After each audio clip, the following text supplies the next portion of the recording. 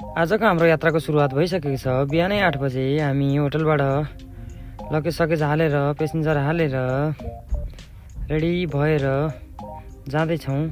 आज भने हामी फरक बाटो लिएर जाँदैछौँ तपाईहरुलाई। हुन त तपाईहरु पूर्वको मान्छे हुनुहुन्छ भने पक्कै पनि यो बाटो नहिँड्ने त कोही पनि हुनुहुन्न होला।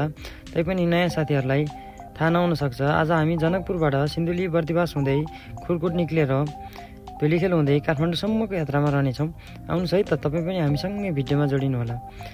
हामी होटलबाट निक्लेपछि केही फरक बाटोमा एकले अर्काको फोटो भिडियो लिँदै रमाइलो गर्दै अगाडि बढ्यौँ। केही अगाडि आएपछि हामीले गाडी रोकेर तेल हाल्यौँ र केही बेर जीवन सरले हामीलाई जाने बाटोको बारेमा बताउनु भयो। बाटो निकै अप्ठ्यारो छ, जोगिएर जानुपर्छ, सामान लिएर जानुपर्छ, एकछिन ढिलो भएर के हुँदैन भनेर उहाँले सम्झाउनु भयो। केही बेर उहाँको कुरा सुनेपछि हामी पुग्यौँ सिन्धुलीगढी। सिन्धुलीगढीमा रहेको एकदमै फेमस अनारको जुस र हरियो काँक्रो खाएर त्यहाँको लोकल बजारहरू हेर्दै केही बेर फोटो भिडियो खिचेर त्यहाँबाट फेरि हाम्रो यात्रा सुरु हुन्छ। नागबेली चुचुरो घुम्तीहरू काट्दै जति रमाइलो छ नि यो ठाउँ देख्नमा त्योभन्दा साँच्चै रमाइलो ठाउँ। त्यहाँ गएर घुम्नमा साँच्चै रमाइलो छ।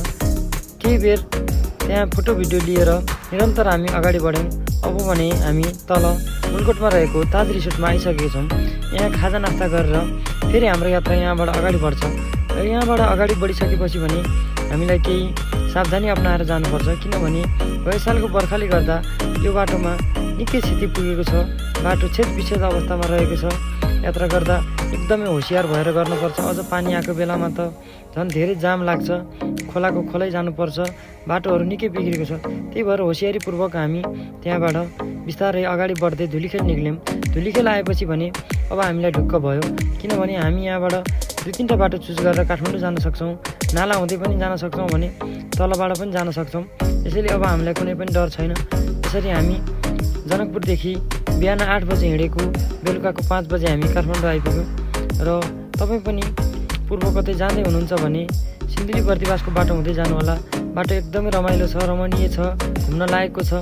एकचोटि अवश्य जानु होला। जानुभएको साथीहरूले कमेन्ट गर्नु होला, नजानुभएको साथीले जानु होला है त। धन्यवाद।